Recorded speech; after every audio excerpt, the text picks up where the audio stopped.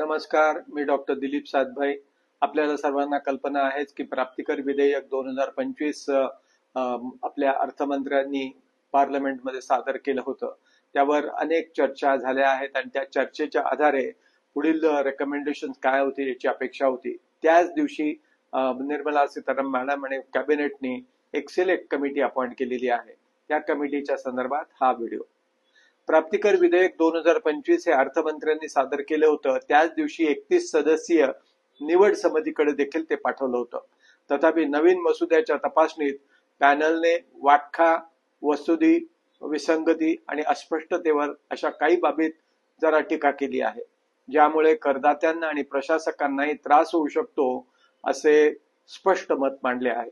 समितीच्या अध्यक्षांनी लोकसभेत 4574 पानांचा अहवाल सादर केला आहे. या विधेयकाची निष्पक्षता सुधारण्याच्या दृष्टीने 32 ठोस सुधारणे आणि शिफारस त्यांनी सादर केल्या आहेत. या सर्व शिफारसींचा हा गोषवारा. मुद्दा नंबर 1, जटिलतेपेक्षा स्पष्टता आवश्यक. पॅनेलच्या अहवालात कायद्यातील सद्य व्याख्या सोप्या करताना जुन्या संदर्भावर अवलंबून राहणे टाळावे असे स्पष्ट मत मांडले आहे.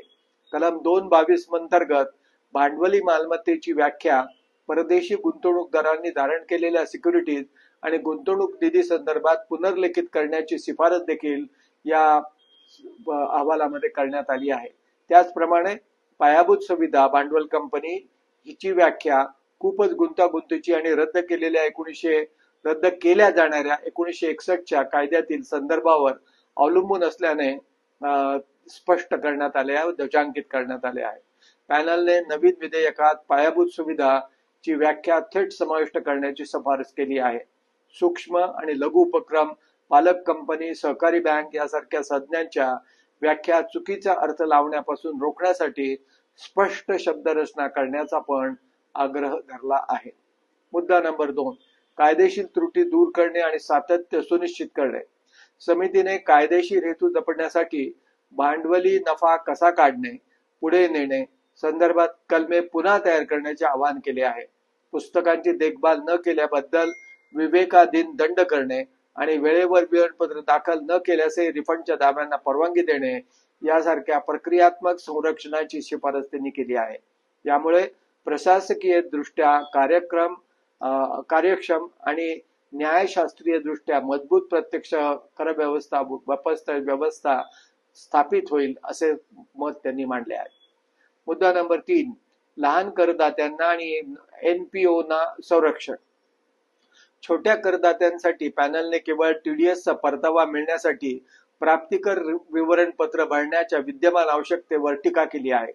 अशा तरतुदी काढून टाकण्याची देखील त्यांनी शिफारस केली आहे.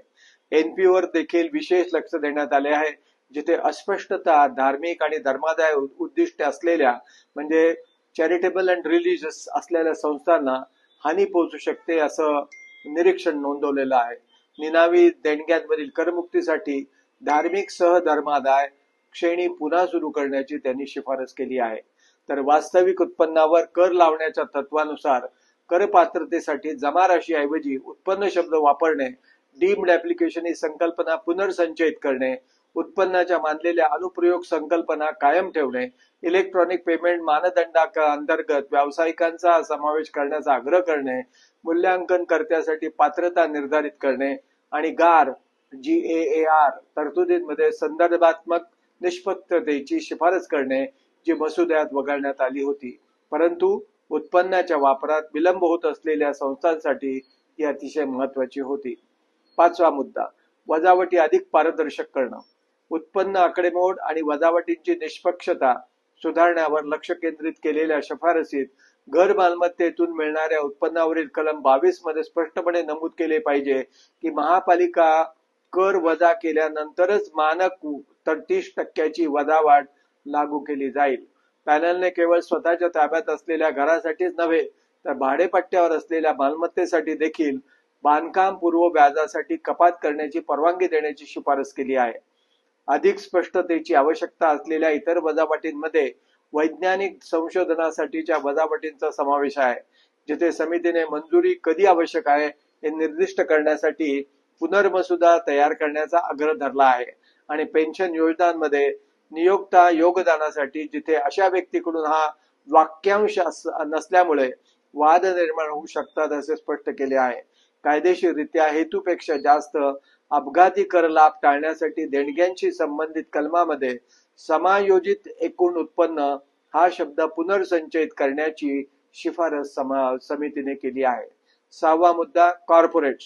बहुस्तरीय संरचनेमध्ये आंतर कॉर्पोरेट लाभांशासाठी संबंधित कर कपातीचा फायदा 22% कर निवडणाऱ्या कंपन्यांना देखील द्यावा असे मत मांडले आहे.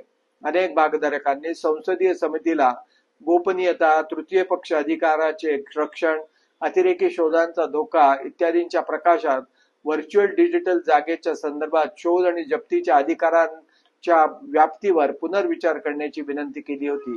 तथापि प्रथमदर्शनी कोणतेही महत्त्वाचे बदल शिफारस केलेले या मुद्द्यावर दिसत नाही. जर आपल्याला हा माझा व्हिडिओ आवडला असेल तर जरूर लाईक करा, शेअर करा आणि माझा YouTube चॅनलला सबस्क्राईब करा.